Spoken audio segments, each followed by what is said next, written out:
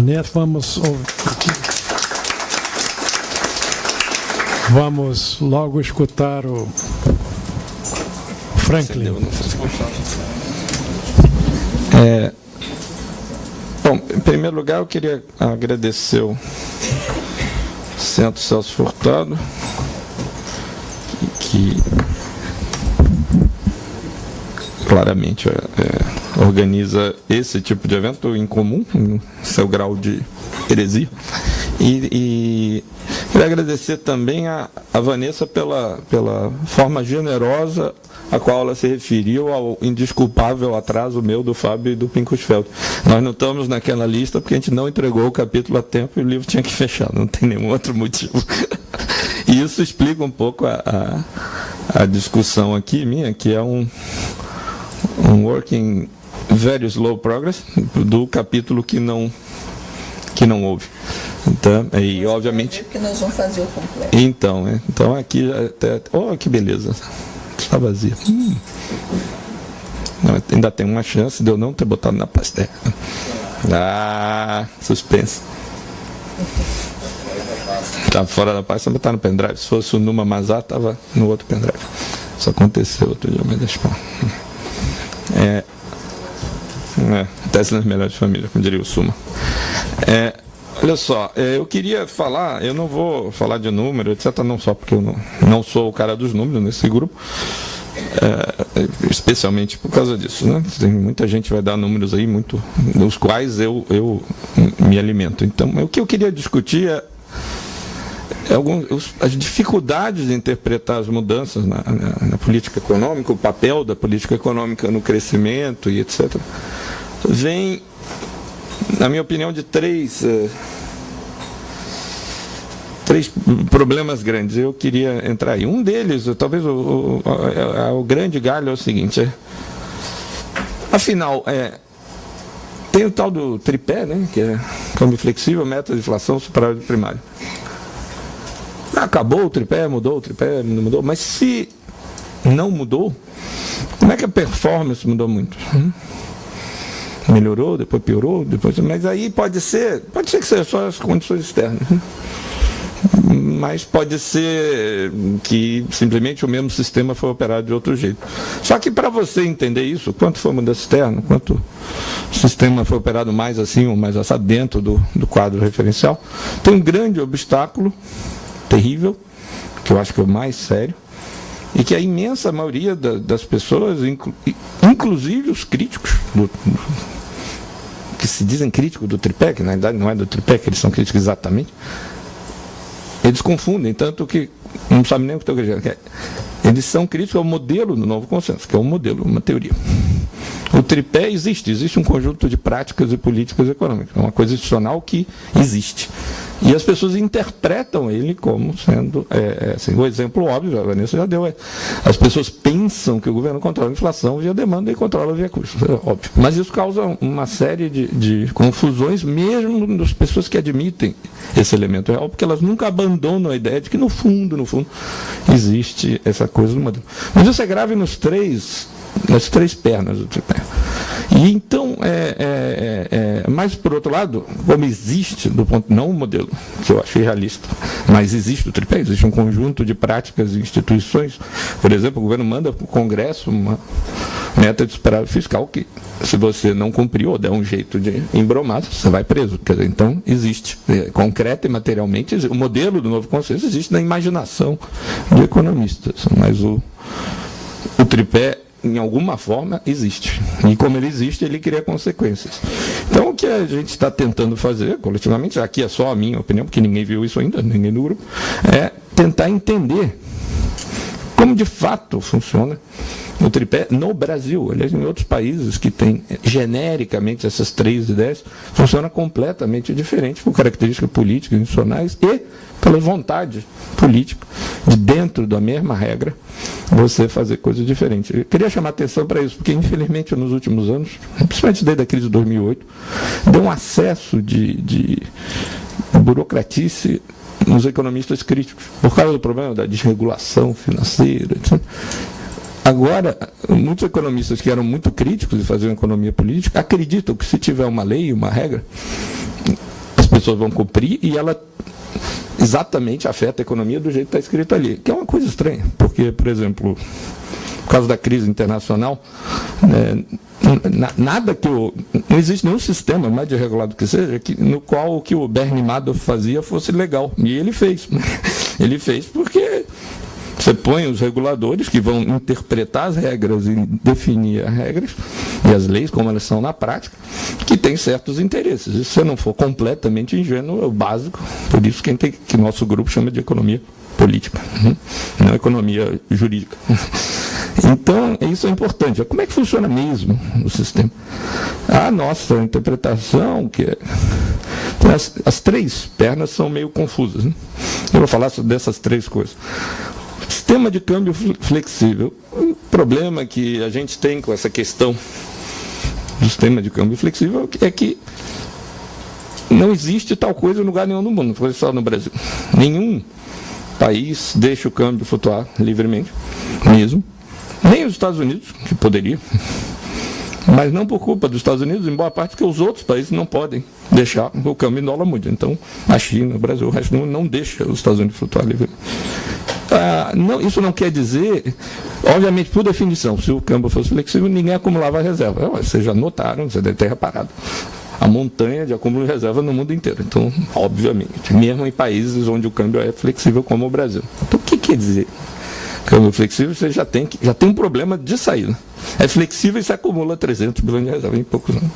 Além disso, mesmo que você não faça isso, em alguns países não fazem, mesmo quando não acontece a acumulação de reserva, existe, evidente, uma literatura que pode se chamar medo de flutuar, que fala a obviedade, que é, no mundo com muita mobilidade do capital, o governo, ao flutuar, mudar as taxas de juros, está intervindo no câmbio indiretamente. Que é evidente. Isso é flexível ou não é? Quer dizer, então, essa questão do flexível é evidente que aí eles falam, não, a flutuação é suja. Bom, ela é suja em toda parte, completamente suja. Então, a questão é quais são os critérios e as práticas que o governo faz para controlar os juros. A questão do medo de flutuar, que apareceu em uma época na literatura, desapareceu por causa disso, porque a ideia do medo de flutuar era para tentar provar que mesmo em países que não estavam acumulando reserva, no final dos anos 90, início dos anos 2000, o câmbio nominalmente era flexível e não no Brasil, depois de 90, mas não era realmente, porque o governo tomava providências com juros e outras medidas de controle. Mas, no caso do Brasil, como é que a gente caracteriza, então? Medo de flutuar, mas valorizou durante anos. Então, é medo de desvalorizar. É um medo muito viesado, muito importante, que depois, o sistema de metas, por exemplo, funcionava muito mal de 99 a 2003. Depois funcionou razoavelmente bem no sentido do seu objetivo de atingir a meta da inflação. E por que isso? Aparentemente, o motivo mais evidente é que quando a situação dos fluxos de capital está muito ruim, mesmo taxas de juros muito altas aqui não atraem capital. Quando está tudo bem, você aumenta um pouquinho a taxa de juros, vem uma montanha de capital. E por acaso coincide exatamente com isso. Então, é evidente que o diferencial de juros foi muito importante. Pode ser que em outras épocas não seja, porque nem sempre isso funciona. Se você exagera, você pode se endividar tanto que até um ponto você tem a coisa. Mas isso é muito importante para entender que no nosso sistema o câmbio é flexível, mas até eu já vi regressões de pessoas de banco que mostram que o grau de intervenção mesmo, de compra de reserva, tem uma correlação estatística forte com o desvio da inflação em relação à meta. Não só a manipulação do juros, mas a própria intervenção mesmo. Então é ingenuidade inacreditável achar que o câmbio é flutuante. Ele é um resultado de uma outra coisa, da política monetária que tenta...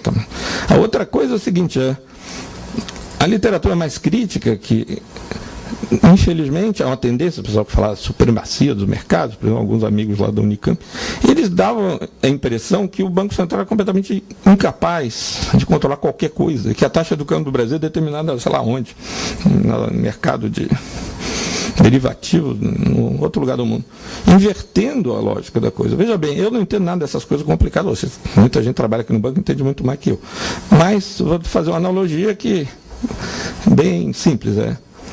Existe um mercado em Londres sobre o placar da final da Copa. Quem vai jogar e qual placar. A ideia de que isso determina quem vai ganhar a Copa, isso é, que se na cotação lá a Argentina vai ganhar da Rússia, sei lá, não sei nem se vai, na final, vai determinar o fato de que quem vai ganhar a Copa, me parece extrema. E eu gostaria de ver mecanismos de transmissão bem claros como é que eu passo de uma coisa para outra. Na interpretação alternativa, é o fato de existir um diferencial de juros provocado pela política monetária interna, que põe um juros mais alto do que um juros externo, é que cria oportunidades de carry trade e que infla, inclusive lá fora, a oferta e a demanda de derivativos baseados nisso. Aliás, o nome diz derivativo, não primitivo. Certo? Bom, mais que isso eu não sei, porque vocês vão começar a falar de coisas técnicas, de pull, call, reverse, swap, etc., que eu não entendo. Mas eu acho que quando o negócio fica muito complicado, parece ter algum problema.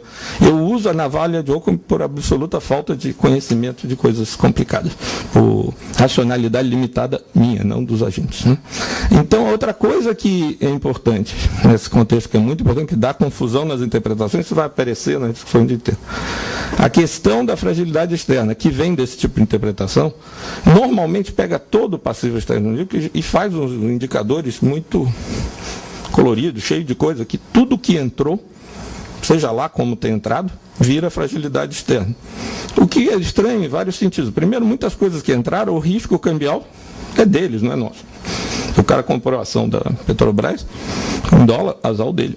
Se tiver uma desvalorização, tiver uma coisa... Sorry, quem mandou investir no Brasil. Agora, é diferente de uma dívida externa bancária, que você tem o país, tem um compromisso, porque tem que controlar o câmbio de pagamento em dólar.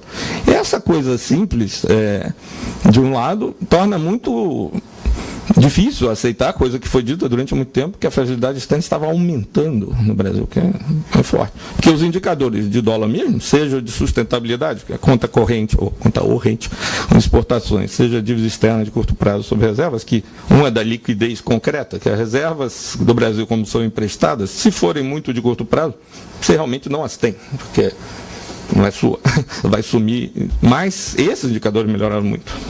E o conta corrente de exportações está piorando agora, mas lentamente, numa velocidade que não é tão preocupante ainda. Existe uma restrição externa lá na frente, mas a gente está bem abaixo dela há muito tempo e continua atrás, apesar da piora da situação mundial. Isso não quer dizer que você não tenha que fazer nada na restrição externa, mas também não quer dizer que você tenha que fazer coisas ineficazes e regressivas. Mas isso é muito importante. A outra coisa importante quanto a isso, eu queria chamar a atenção. Essa ideia de fazer esses indicadores grandes é resultado de uma coisa muito estranha, que é muito comum. Da noção de que o que pode sair e causar instabilidade cambial tem que ter entrado, o que é completamente errado. Você tem livre mobilidade, eu posso pegar um empréstimo consignado, comprar dólar e causar uma crise cambial, se eu quiser. Saiu o capital que nunca entrou. É uma confusão muito grande das pessoas e que vão achar esse agregado do pecado que você pode controlar de alguma forma. Então, besteira, você resolveu deixar a conta de capital aberta, agora se vira. Uma coisa que você pode fazer, juntando tudo isso, é diminuir o diferencial. É a única coisa que você pode fazer se você não quiser que essas coisas aconteçam. Manipular. Então, isso tem que ficar. Claro que, às vezes, não é claro. As pessoas misturam uma opção de coisa, mesmo eu não estou muito preocupado com os ortodoxos nessa plateia. Desculpa, que é mais útil em discutir os nossos problemas. A outra coisa, o que aconteceu, então, olhando dessa perspectiva, é que houve mudança muito forte nas condições externas favoráveis a gente. O maior crescimento do mercado interno dos países emergentes, com os quais são muito mais importantes para nós do que os velhos países ricos, e nos pequenos, não só nós, uma melhor administração dos fluxos de capitais com esses regimes flutuantes muito sujos e coisa, que tiveram uma consequência inusitada, que as pessoas ainda nem começaram a se dar conta. Mais de 10 anos, e todo mundo fala do Brasil, o Lula, etc. Sim, mas tem um detalhe, há mais de 10 anos que não há crise de balanço de pagamento séria originada na periferia. E houve a grande crise mundial em setembro de 2008, aconteceu aqui muito menos do que em todas as outras crises nos últimos 100 e poucos anos.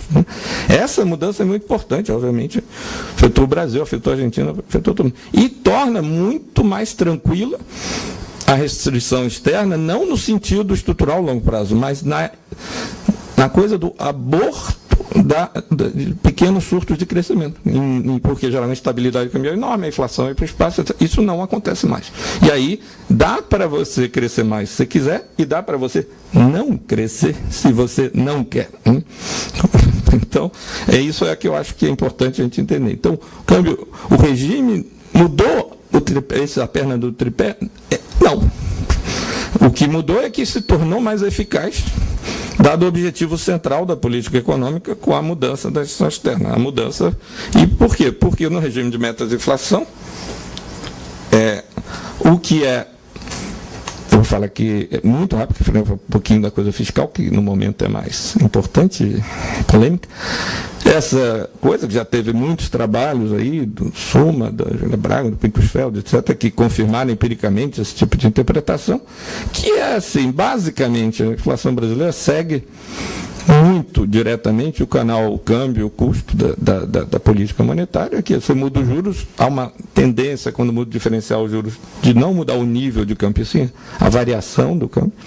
E o câmbio nominal afeta imediatamente os preços importados e exportáveis, e também, por causa da peculiar forma de indexação brasileira dos preços administrados ao IGPM, que tem um peso muito grande, o preço por atacado, afeta os preços administrados. E as duas coisas, os importados e exportáveis e administrados, afetam os custos de todo o setor, inclusive serviços. O Suma e a Júlia Braga estimaram que a inflação do serviço depende do câmbio, ao contrário do que as pessoas pensam, que as pessoas acham que não tem custo ou que a economia é invertebrada, não tem insumo. Você vai num restaurante, mas não tem nem comida, nem se gasta energia. E a energia, em parte, infelizmente, até hoje, o preço tem alguma coisa a ver com o preço do ferro, sei lá por quê. Mesmo que não use ferro como fornecedor, porque você tem um índice que reajusta vários preços administrados, que ainda tem um peso, já mudou em alguns setores, mas ainda tem um peso muito grande dos preços tradables. Então, esse caminho é bem regular, demora alguns meses, mas a inflação, os juros, quando o Banco Central diz a mudança do juro afeta a inflação daqui a alguns meses, ele não está mentindo. Quando ele diz isso é porque a demanda afeta sei lá o que afeta sei lá o que. Não, o Banco Central não sabe qual é o produto potencial, não sabe a inclinação da curva S, não tem a menor ideia do coeficiente da curva de Phillips. E sempre acerta a meta. Alguma coisa, a outra coisa tem que estar funcionando. É muita sorte. Aí tem choque de oferta o tempo todo. E mesmo assim acerta a meta.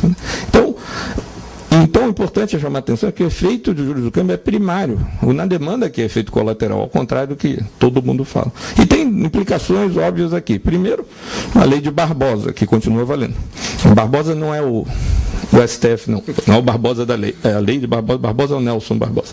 O Nelson Barbosa, em 2005, 2006, escreveu um artigo que ele dizia: no Brasil, o governo só consegue atingir a meta inflacionária com facilidade, quer dizer, mais perto do centro, em anos que o câmbio valoriza em termos nominais. Ele não tem tido facilidade ultimamente para atingir a meta, fica batendo na trave. O canal câmbio, eu queria lembrar que existe o canal câmbio-demanda na discussão no modelo tradicional, certo? Porque os juros afetam o câmbio e, por exemplo, causa uma desvalorização que é vista normalmente como expansionista. Se eu baixar os juros, se eu subir os juros, eu valorizo o câmbio e aí diminui o saldo, que devia ser contracionista. Isso é comum dizer que, portanto, a inclinação da curva S, né, é maior por esse efeito juro do canal câmbio-demanda. Só que tem um pequeno problema.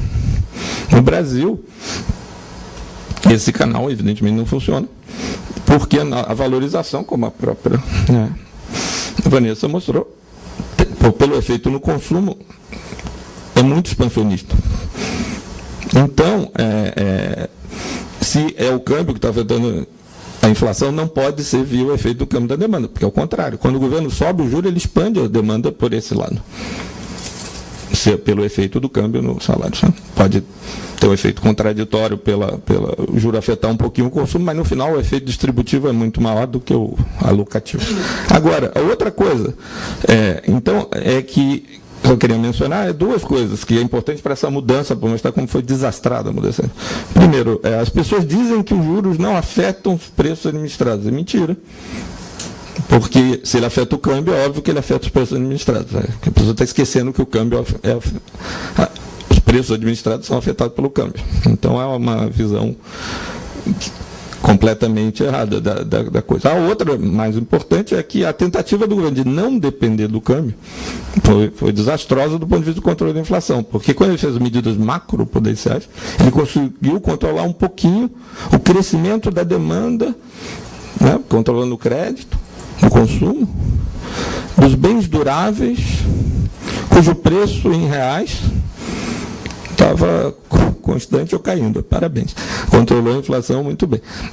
E como não afetou os juros, a vantagem da medida macroprudencial é que ela não afeta os juros. Mas não afetou os juros, não afeta a inflação, não adiantou nada, mas todo mundo falou que foi um sucesso. Eu acho admirável uma política completamente fracassada ser ter uma reputação tão boa, mas tudo bem. Bom, finalmente, o que é mais complicado, eu tenho pouco tempo, a regra fiscal, que é uma dor de cabeça, porque a regra fiscal do Brasil é completamente irracional e louca, só que ela tem consequências. E as pessoas, mesmo as melhores, não se dão conta, talvez por uma dificuldade emocional de aceitar que o regime é tão doido, tão irracional, tão maluco, mesmo num governo progressista em grande parte. A gente tem uma regra. A que existe é de superávit primário. Não existe no Brasil regra de dívida líquida, pública, tem regra de superávit primário. Isso que vai para o Congresso, isso que limita o orçamento. Né?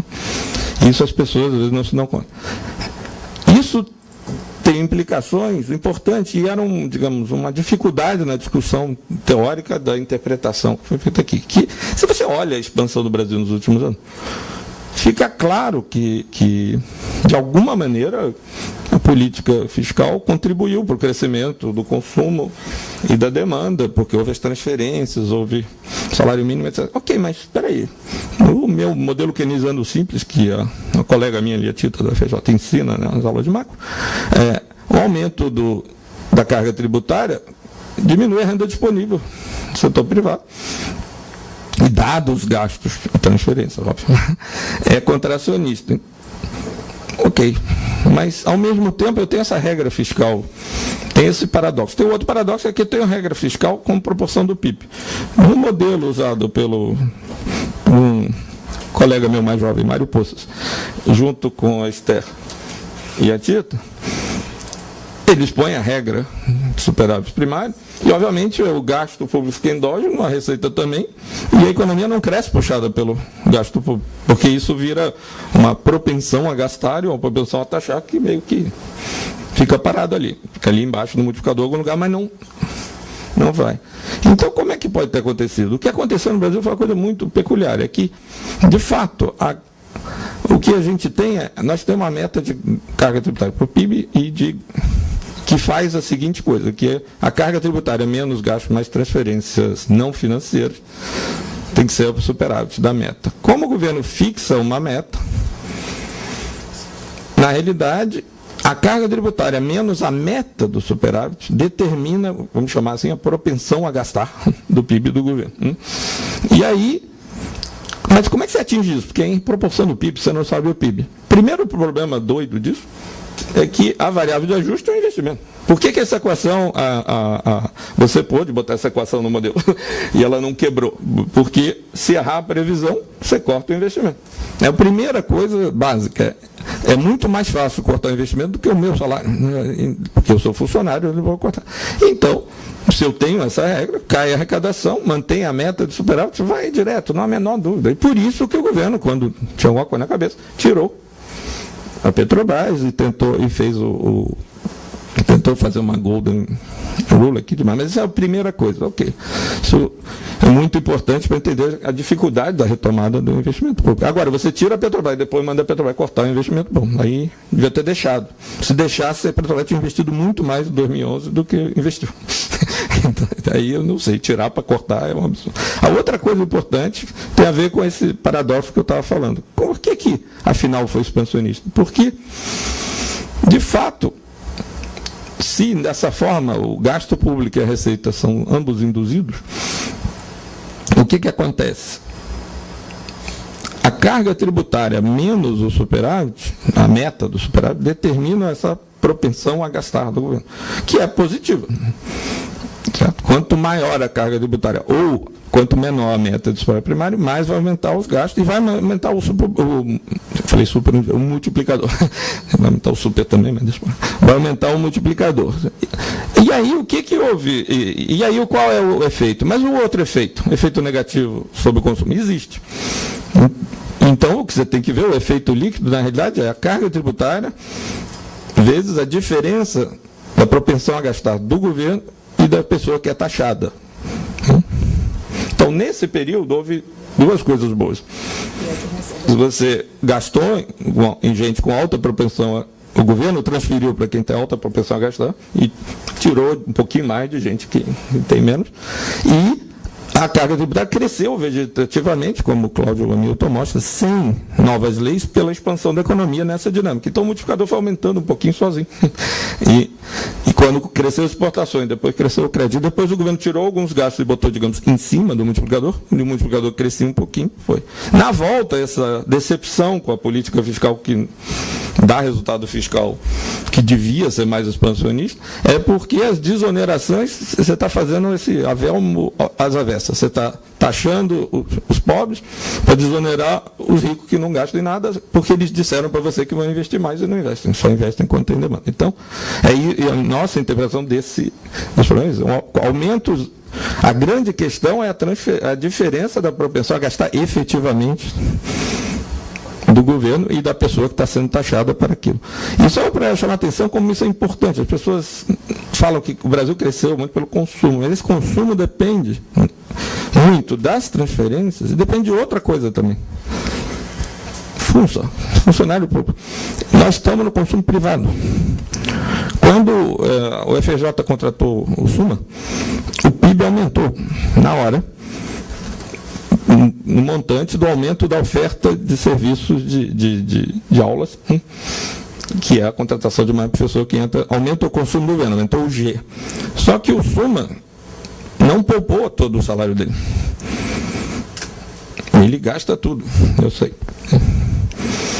Tem propensão a gastar bom. Então, na realidade, aumentou o gasto público, o salário dele 2 vezes, porque ele não sobrou nada. O primeiro mês ele torrou tudo. Sabe? Então, por incrível que pareça, a folha de salários do setor público, que é em grande parte consumido, ela aparece como consumo privado, não aparece nas medidas usuais de renda disponível, um pedaço do consumo da família. Mas, para vocês terem ideia, outro dia o Medeiros foi olhar os dados e mostrou que a folha salarial do setor público no Brasil como um todo é maior do que a folha salarial da indústria brasileira, certamente. Isso é um elemento pouco importante. O que eu quero dizer é que a propensão a gastar do governo é no mínimo. E nas transferências, se transferir para a pessoa mais pobre, vai ser muito próxima de 1. Então, é garantido que, mesmo com o sistema tributário que taxa demais pessoas com alta propensão a consumir, tende a ser expansionista essa coisa e tende a ser particularmente ineficaz essa política de desonerações. Finalmente, que já estou estourando qualquer paciência do nosso senador, eu queria falar mais uma coisinha que é sobre as dívidas, que é um resultado da regra maluca que a gente tem. Dada a regra doida que a gente tem,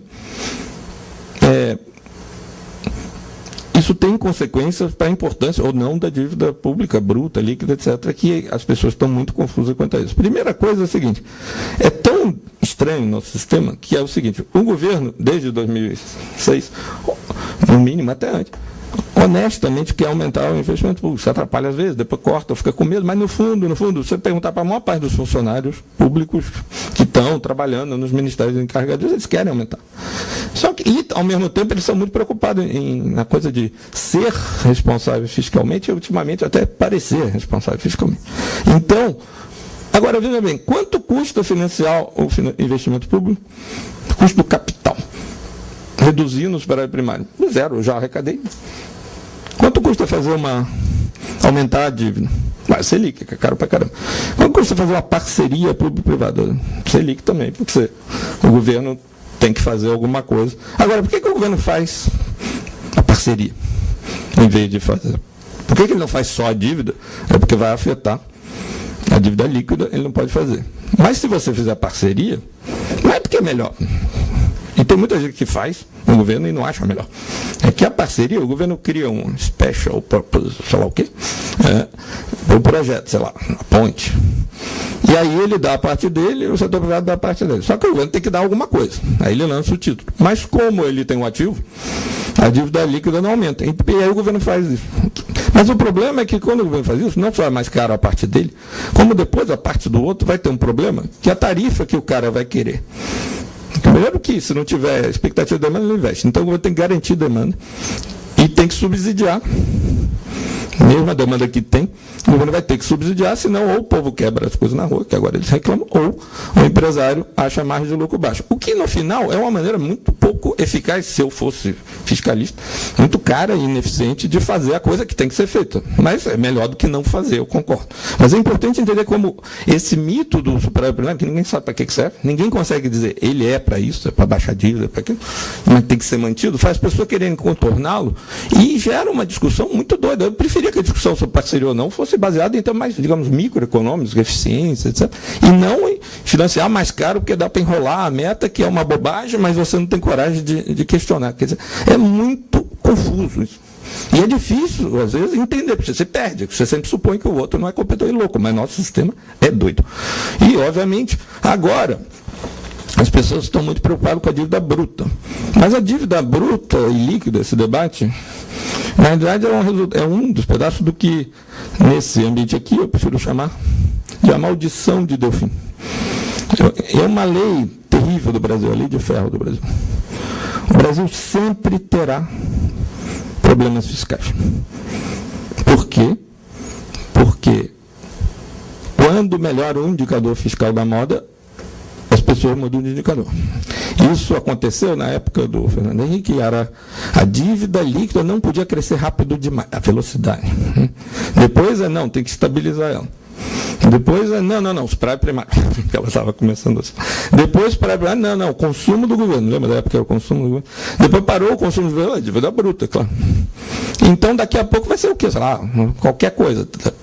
Gasto da prefeitura de, sei lá, Itacoacetuba. É isso que os investidores internacionais. Se olharem um artigo meu Consuma, sobre a desaceleração rudimentar, deve ter na internet em algum lugar, você tem duas citações do Delfim, com alguns anos de diferença. Ele dizendo, os mercados exigem a dívida líquida de tanto por cento. A outra, mais recente, dizendo, não adianta chorar, o mercado quer a dívida bruta mesmo e nada pode ser feito. Quer você queira ou não quer. Tá bom. O mercado muda de ideia, infelizmente, nessa direção. E aí faz as pessoas ficarem nervosas com os prédios, essas coisas, deixa para lá. Agora, tem uma outra coisa, a última que eu queria falar, que é o problema não do lado de lá, mas do nosso lado, infelizmente. Tem muitas pessoas, e daqui a pouco esse banco já começa a ser prejudicado tendencialmente por isso, que começaram a se preocupar realmente com o efeito do crescimento da dívida bruta, possível na dívida líquida, ou até meramente na baixa velocidade de queda dos pagamentos de juros da dívida. Que o argumento é que se o país acumula muita reserva, o juro externo é pequeno, o interno é alto, ou se a TJLP é baixa e a Selic é alta,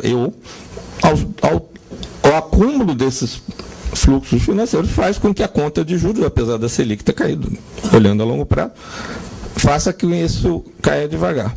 É verdade, mas então temos que tomar a providência. A única providência que eu gostaria que tomasse é não baixar a TJLP toda vez que baixa a Selic, por favor. Depois volta para vocês o problema. Quem mandou? O pessoal daqui diminuir a distância entre Selic e TJLP, o problema assumia você. A outra coisa que você pode fazer, nada. Porque, e daí? Que diferença faz se os juros caíssem muito mais e a conta de juros caísse muito mais? Do ponto de vista político imediato, nenhuma, porque não muda o superávit primário. Você não vai poder gastar mais institucionalmente. Você vai ter que mudar para uma meta de dívida e botar no Congresso a meta de dívida. Enquanto não botar, é irrelevante. O governo vai continuar podendo gastar o que for carga tributária menos meta de superávit.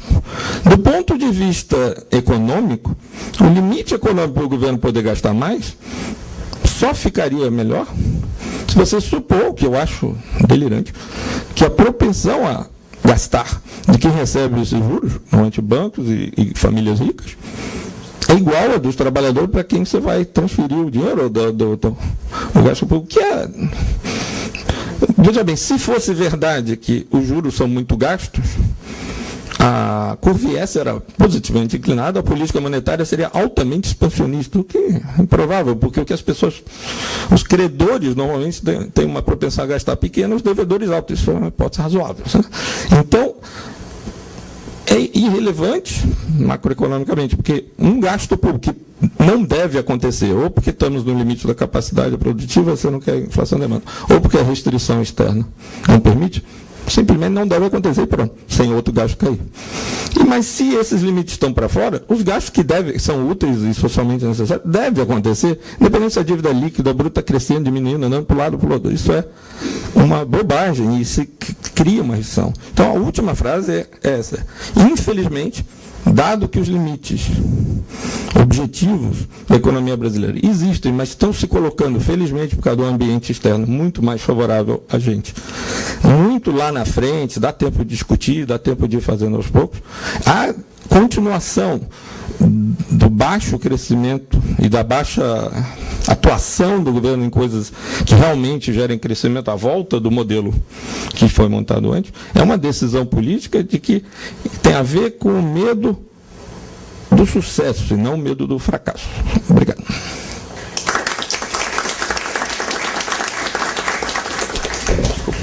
Nada, obrigado aos dois